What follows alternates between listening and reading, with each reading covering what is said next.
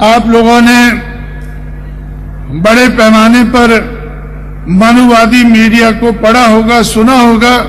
वो लिखते हैं कि उत्तर प्रदेश में बीएसपी की सरकार ने क्या किया है, सिर्फ अंबेडकराइजेशन किया है। अंबेडकराइजेशन किया है, हम इसको छुपाते नहीं हैं। हम छाती तोड़कर कहते हैं कि हमें अंबेडकराइजेशन करना था और हमने अंबेडकराइजेशन किया है। और ये हम सिर्फ उत्तर प्रदेश में नहीं, पूरे देश में ये करने का हमारा इरादा है। साथियों, आप लोग अंबेडकर की मूवमेंट को छोड़कर कांग्रेस पार्टी में गए। कांग्रेस पार्टी ने भंडारे को गवर्नर एमपी बनाया, गवर्नर बनाया। दादा साहब रूपवते को मंत्री बनाया। एनएम कामले को कुछ और बनाया, राज्यसभा में बनाया। ऐसे आप लोगों को कुछ ना कुछ कांग्रेस पार्टी ने झूठ मूठ दिया है। मैं आपको कहता हूं कि झूठ मूठ खाना छोड़ो, अपने बलबूते पर ये सब कुछ हासिल कर सकते हैं। जिस तरह से हम उत्तर भारत में कर सकते हैं, महाराष्ट्र में भी कर सकते हैं। इसलिए साथियों, कांग्रेस पार्टी ने जब बाबा साहब अंबेडकर की चलाई हुई मूवमेंट को तहस नहस किया, उसको तबाह किया और महाराष्ट्र में उनके साथ युति की कि 520 सीटें गांधी लड़ेगा और एक अंबेडकर लड़ेगा, तो वह हमें पसंद नहीं आया। इसलिए हम लोगों ने कांग्रेस पार्टी को सजा दी है। हम लोगों ने कांग्रेस पार्टी को सजा दी है। आज कांग्रेस पार्टी अगर नीचे को जाती हुई नजर आती है तो उसका कारण बहुजन समाज पार्टी है। कांग्रेस खुद जानती है, कहती है, और मेरा ख्याल है कि मनुवादी मीडिया भी आपको बताता होगा कि कांग्रेस पार्टी नीचे को अपने आप नहीं गई है। कांग्रेस पार्टी नीचे को बहुजन समाज पार्टी के कारण गई है। लेकिन एक मुसीबत टली, दूसरी मुसीबत खड़ी हो गई। कांग्रेस नीचे को गई और बीजेपी ऊपर को आ गई।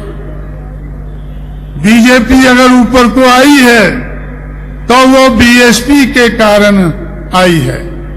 कारण क्या है कि हम लोगों ने कांग्रेस को नीचे गिराया। हम तो, हमारे पास तो साधन नहीं थे, हम अपने आप ऊंचा नहीं उठ सके। हम तो थोड़ा उठे, लेकिन बीजेपी ज्यादा उठ गई। बीजेपी ज्यादा उठ गई और ज्यादा उठने के बाद उसका दिमाग खराब हो गया। जैसे पहले कांग्रेस का दिमाग खराब होता था, जैसे पहले कांग्रेस का दिमाग खराब होता था, वैसे बीजेपी का दिमाग खराब हो गया। बीजेपी कहा करती थी, साल पहले कहती थी कि हम भ्रष्टाचार के खिलाफ हैं। हमारा मुद्दा क्या है? आप लोगों ने सुना होगा, आप लोगों ने, ये तो गुरुओं का सेंटर है नागपुर, गुरु गलवालकर का सेंटर है। आज का गुरु कौन है वो आप जानते होंगे। तो ये गुरुओं के सेंटर में आपने जरूर सुना होगा कि बीजेपी कहती थी, साल पहले तक कहती थी, 6 महीने पहले तक कहती थी कि बीजेपी का आने वाले चुनाव में मुद्दा होगा भ्रष्टाचार के खिलाफ। भ्रष्टाचार बीजेपी का मुद्दा होगा। लेकिन चुनाव शुरू होने से पहले, पार्लियामेंट डिसॉल्व होने से पहले, आज बहुजन समाज पार्टी ने बीजेपी को बिल्कुल नंगा कर दिया है। बीजेपी द्रौपदी की तरह से आज नंगी नजर आती है। बीजेपी आज द्रौपदी की तरह से नंगी नजर आती है। आज हर कोई जानता है कि कांग्रेस के मुकाबले में, दूसरी पार्टियों के मुकाबले में बीजेपी सबसे भ्रष्ट पार्टी है। कांग्रेस पार्टी ने 40-40 लाख में एक मेंबर पार्लियामेंट को खरीदा। और वो भी सिर्फ 4 को खरीदा। लेकिन बीजेपी ने उत्तर प्रदेश में 50-50 लाख में एक एमएलए को खरीदा और उनको मिनिस्ट्री भी दी। एमएलए को 50 लाख रुपया और मिनिस्ट्री। हमें कैसे पता चला?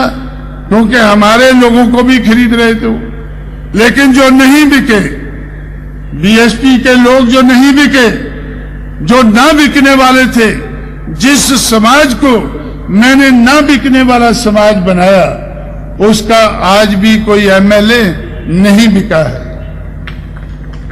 अगर बीजेपी के अगर बीएसपी के एमएलए 12 बिके हैं तो 12 में से 2 ब्राह्मण हैं, 4 ठाकुर हैं, 1 कायस्थ है, 1 जाट है, 1 मुसलमान है और 2 कुनबी हैं। कुनबी तो आप समझते होंगे ना, इधर भी कुनबी होते हैं। छत्रपति शाहू महाराज वाले, शिवाजी वाले 2 कुनबी बिके हैं। छत्रपति के नाम पर हम उनको साथ में लिया, लेकिन वो 50-50 लाख में 2 बिक गए। लेकिन खुशी की बात है कि अगर 2 बिके हैं तो 10 हमारे साथ टिके हुए हैं, 10 कुनबी हमारे साथ टिके हुए भी हैं। तो इस तरह से साथियों, लेकिन शेड्यूल्ड कास्ट का, शेड्यूल्ड ट्राइब का, मोस्ट बैकवर्ड का जो बीएसपी का आधार है, उसमें से एक एमएलए नहीं बिका है। वो सब गरीब हैं। और आज भारतीय जनता पार्टी ने बीएसपी के एमएलए का रेट 1 करोड़ कर दिया है। जिस बीजेपी ने मेंबर पार्लियामेंट का रेट 1 करोड़ दिल्ली में रखा है, लखनऊ में बीएसपी के एमएलए का, बाकी का नहीं, बीएसपी के एमएलए का। क्यों? क्योंकि 12 गए हैं और 11 और चाहिए उनको। लेकिन 11 में से 1.25 महीना हो गया, आज तक उनको 1 नहीं मिला है। जो बीएसपी का आधार है, जो जिस समाज को मैंने ना बिकने वाला समाज बनाया है, उसमें से 1-1 करोड़ को एमएलए बिकने को तैयार नहीं है। 1 crore plus ministry, 1 crore plus ministry. अब कांग्रेस के अध्यक्ष को, नरसिंह राव को 40 लाख में खींच रहे हैं। उसने तो 40-40 लाख में, कांग्रेस पार्टी ने 40-40 लाख में एक एमपी खरीदा है। भाई एमपी का रेट तो ज्यादा होना चाहिए। और बीजेपी ने 50-50 लाख को एक एमएलए खरीदा है। और बीएसपी के 3 मिनिस्टर, एक्स मिनिस्टर हैं, जिनको उन्होंने ऑफर दी है, तो उनके सीबीआई के पास उनके एफिडेविट हैं। तो बीजेपी कितनी भ्रष्ट पार्टी है। आज द्रौपदी की तरह से, हमारी द्रौपदी नहीं, बीजेपी वालों की द्रौपदी। मुझे तो द्रौपदी के बारे में ज्यादा मालूम नहीं है, लेकिन बीजेपी वाले को तो चांगला मालूम होगा। तो उनकी द्रौपदी की तरह से आज बीजेपी नंगी हो गई है। ये बीजेपी देश में सबसे ज्यादा भ्रष्ट पार्टी है। और पार्लियामेंट में मैं बैठकर कभी कभी जाता था पार्लियामेंट में, तो मैं अटल बिहारी को सुना करता था। क्या सुना करता था? Criminalisation of politics. पॉलिटिक्स में का अपराधीकरण जो हुआ है, उसके खिलाफ वो बहुत शुद्ध भाषा में बोला करते थे। शुद्ध हिंदी में वो बोला करते थे कि भाई यह अपराधीकरण जो हो गया है राजनीति में, बीजेपी इसको खत्म करेगी। लेकिन आज भ्रष्टाचार के साथ साथ जो उन्होंने अपना 93 का मंत्रिमंडल बनाया है, उसमें कितने अपराधी भरे हैं। वो गुरुओं की, आप गुरुओं के शहर में, आप लोगों के गुरुओं का जब आपका जो मीडिया है, उन्होंने आपको बताया होगा कितने अपराधी हैं। मैं तो एक को जानता हूं जिसने 24 मर्डर किए हैं, जिसने 24 मर्डर किए हैं। आज वो बीजेपी की मिनिस्ट्री में मिनिस्टर है। आज भी वो संतोष नहीं है, आज भी वो संघर्ष कर रहा है कि मुझे होम मिनिस्टर बनाना चाहिए, मुझे होम मिनिस्टर बनाना चाहिए, मुझे ऐसा मिनिस्टर बनाना चाहिए जिसके अंडर में पुलिस हो, जिसके अंडर में कलेक्टर हो, ऐसा मिनिस्टर मुझे बनाना चाहिए। 24 मर्डर करने वाला मिनिस्टर आज बीजेपी से सौदा कर रहा है, संघर्ष कर रहा है कि मुझे होम मिनिस्टर बनाओ भाई। तो कितना बीजेपी ने भ्रष्टाचार को और अपराधीकरण को कितना बढ़ावा दिया है। बाकी पार्टियां अपने आप को सेकुलर कहती हैं और बीजेपी को कम्युनल कहती हैं, लेकिन मैं तो एक ही ब्रश से उनको साफ कर देता हूं कि सारी पार्टियां, चाहे वो बीजेपी है, कांग्रेस है, जनता दल है, जनता पार्टी है, कम्युनिस्ट है, ये सारे कम्युनल हैं। इनमें से कोई सेकुलर नहीं है, इनमें से सारे कोई सेकुलर नहीं, सारे कम्युनल है। तो बीजेपी अगर दूसरे नाग हैं, अगर दूसरे नाग हैं तो बीजेपी कोबरा है। सिर्फ जहर में ही फर्क है, किसी में कम जहर है, किसी में ज्यादा जहर है, सिर्फ जहर का ही फर्क है। लेकिन बीजेपी ज्यादा कम्युनल है, कांग्रेस भी कम्युनल है, इसीलिए हमने कांग्रेस को सजा दी है।